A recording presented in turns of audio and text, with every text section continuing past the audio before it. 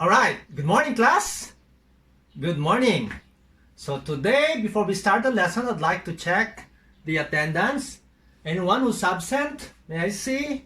So I think all the chairs are filled up, so no one is absent, meaning we have a perfect attendance for today.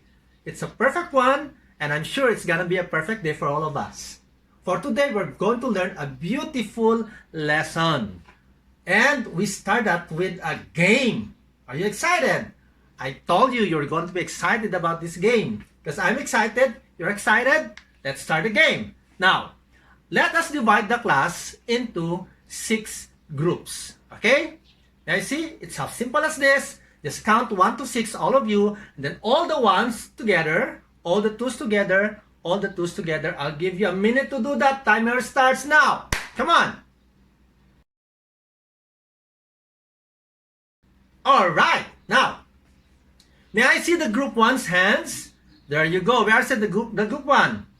Group 1, you stay here, form a line here. Group 2, you form here. 3, 4, 5, and 6. So there are 6 competing groups. Alright? Now, what are we going to play? This game is pretty familiar, and I'm sure you can enjoy it. Alright? So this game is called Message Relay. Alright? We're going to play this game because it is very much connected with what we are going to learn today. Now, may I request the first persons, I don't have to explain the game anymore because you're all familiar with this. Who is not familiar with this game? I told you, you are all familiar with the game. Okay? So, may I request the first persons, the first people in front, come. Alright? And I'm going to whisper you a message. And then, when I say go to your group mates and pass it until it reaches the last person in the line. Ready? Okay, go! Let me whisper to you the message. Right? Are you all ready? You're ready? I'm ready? Timer starts now. Come on guys, let's move. Just do it quietly. Come on. Hey! Come on, come on. Yes? Alright, may I listen to the first group? And the second group? Good? Good? Alright, now go back to your seats. Go back to your seats. It seems that the only group who was able to get the correct answer or to pass the correct message is group 5. Let's give a big hand to the group. Let's give a warm round of applause to the group 5. Alright, congratulations. Now, what happens to the other teams? What's wrong? They seem to have passed the wrong message. Alright? Why? Because, yes, correct, some did not listen properly. And they might have listened properly, but just the same, they passed the wrong message. Now, may I ask you a question? May I ask you a question? Stay in your seats. The question is this. Does this thing happen in real life? Does it happen in real life? Yes, it happens. And how do you call that? You call it, in a layman's term, you call it chismis or gossip. Alright? Now, in the modern world, in the social media, it also happens. What is that? How do you call that? When people give the wrong information. How do you call that?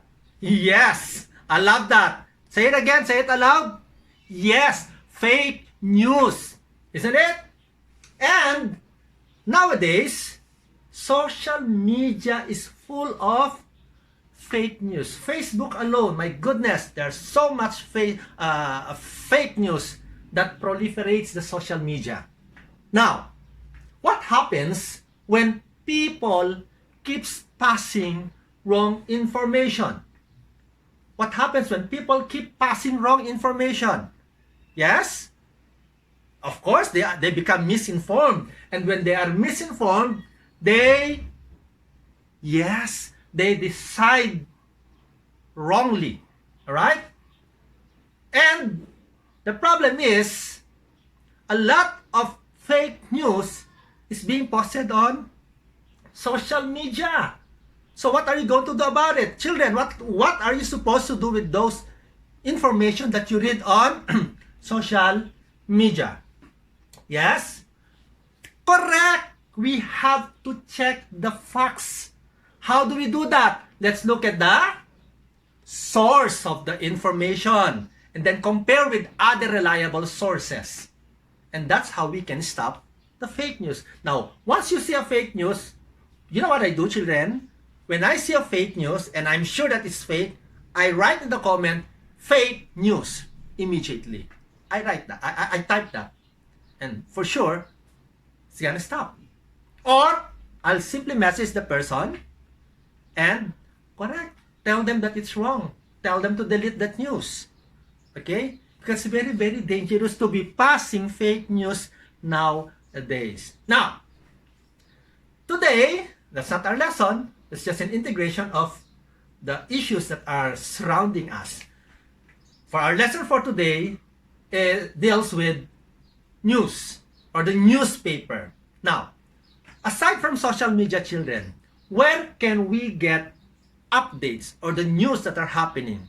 Yes? Yes, of course. Newspaper. What else? Correct. TV. What else? Radio. Right? So, today, we're going to focus on the newspaper and the different parts of the newspaper. Are you familiar with that? Alright. But before that, let me tell you that there are two general types of newspaper. The first one is the broadsheet or the bigger one. Who can give me an example of a broadsheet newspaper? Yes, correct. Inquirer, another one. Correct. Philippine Star, another one. Yes, very good. Manila Standard. How about the smaller one? It is called tabloid. Right? Tabloid. The smaller ones. Who can give me an example? Yes. Correct. Tempo, another one. Balita, another one. Filipino Star ngayon. Yes, People's Journal, and so on and so forth. But that is not our main topic. Now, what we are going to do is this. I'm gonna give you an envelope. Alright? I'm gonna give you an envelope. Each group, stay in your group, but this time, you form a circle. Form a circle. Okay? But let me give the instruction first. Form a circle. You may sit on the floor or you may form a circle with your chairs, but it would be better if you sit on the floor. Now, inside the envelope are some newspaper article cutouts, which I cut from different newspapers. Right? The glue, masking tape, marker. Right? Now, what are you going to do with this? I want you to classify the different newspaper article cutouts that are inside, classify them, and paste them on a Manila paper. Then, label the Manila paper as to which part of newspaper can you find that news article which you have pasted. Alright? Is that clear? Now, after doing all those things, you choose your best reporter or your rapporteur to present in front your topics or your output. Alright? Is that clear?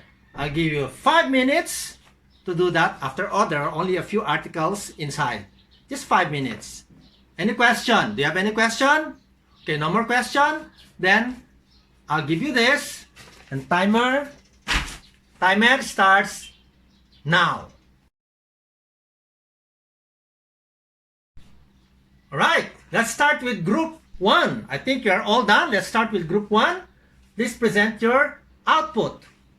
Okay, you ready? Put it here.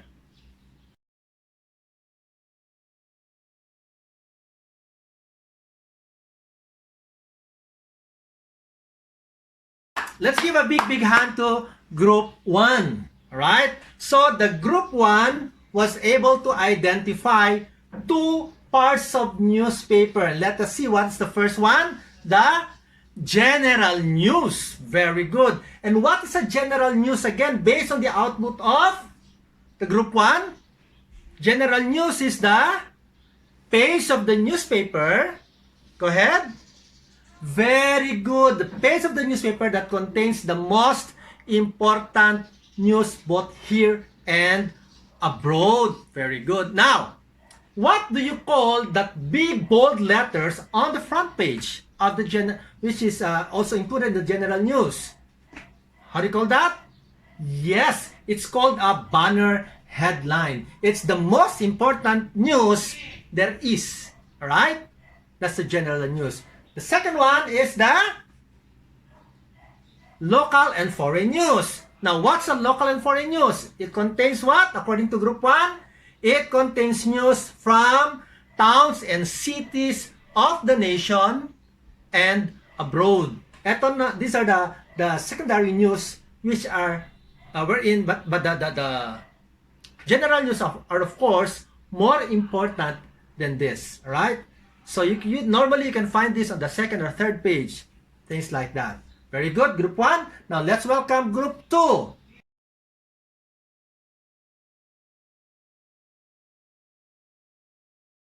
Very good, Group 2. Now, let's give a big hand for Group 2. Group 2 presented two parts of newspaper in addition to the output of Group 1. And they are, what's the two different pages, that two parts of newspaper that Group 2 presented? The editorial page and, very good, the editorial page and the classified ads. What's in an editorial page again? Editorial page, yes, very good. Editorial page contains articles or opinions or columns of the author and the publisher. And this is with regards to, yes, certain issues that are affecting the lives of the readers, right? Such as what they have in their example, right? The next one is classified ads. Did you know that the word ads stands? Do you know what the word ads stand for? Yes, it's called advertisement. So it's classified advertisement. So from that term itself, you will always find out, such as what we have here, help wanted, or hiring, or for lease, or wanted to buy, so on and so forth, things like that. All right? Now, let's welcome Group 3. Group 3, come on.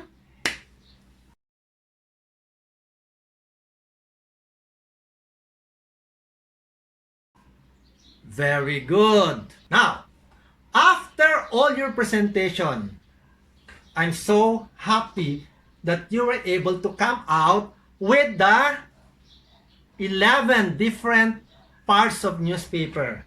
So let's give a big hand to all of you. Come on. Let's give a big hand. Great. Very good, children. Now, I'd like you to look closely again, and let's try to think about it. All right? Now, I'm gonna remove all these things, and let's try to see if you can remember the different pages or the different parts of the newspaper.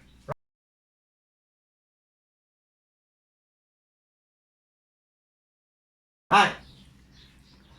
Anyone? Give me one. Very good. The general news. Another one, the local and foreign news.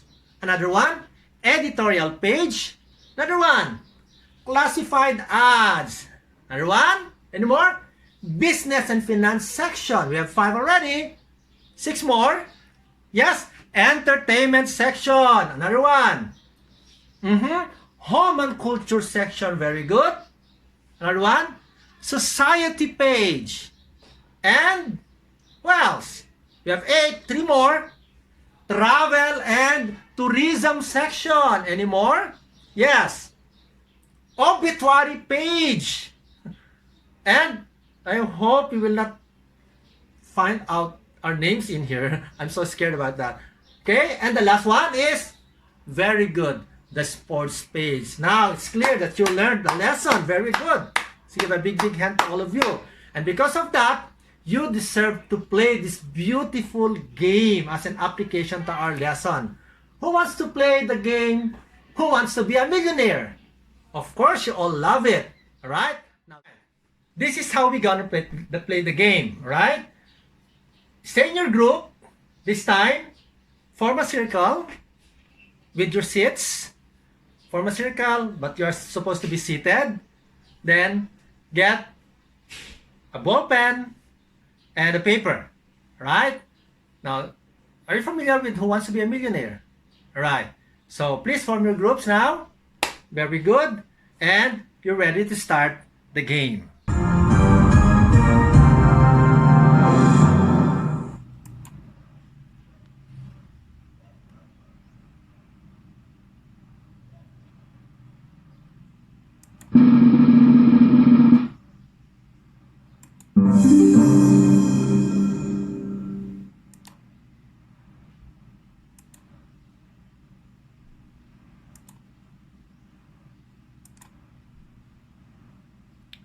Right? Write your answer. Time is up. Okay, who got general news? Very good. Now you have 1,000 pesos. Next question.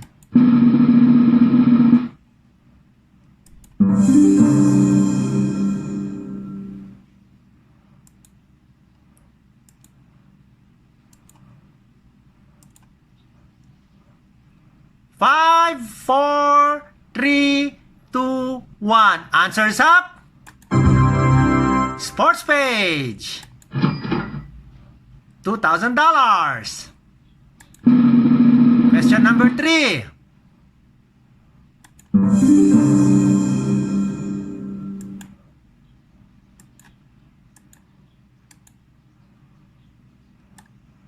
Five, four, three, two, one.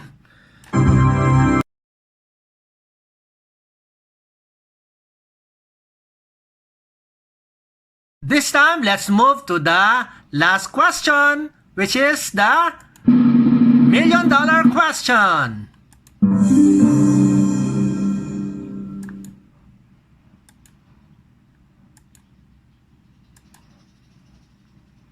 Five, four, three, two, one. Let's see. Answers up. Business and finance. Okay. Right. Did you like the game? Now, who got the highest amount of money? Very good, Group 1. Group 1, huh? You're really stars today, huh? You're really the stars today. Right. Second one. How much did you earn? Oh, very good. How about you? The next one? There you go. So, did you enjoy the game? Now, I'd like you to bring out your test notebooks and answer the following question.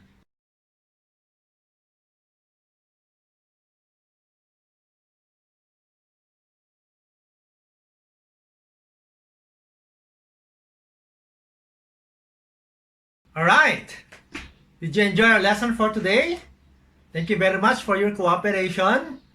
And this time, I want you to look at your assignment. You copy this, and then please bring all of these things tomorrow so that that will form part of your performance output. Okay?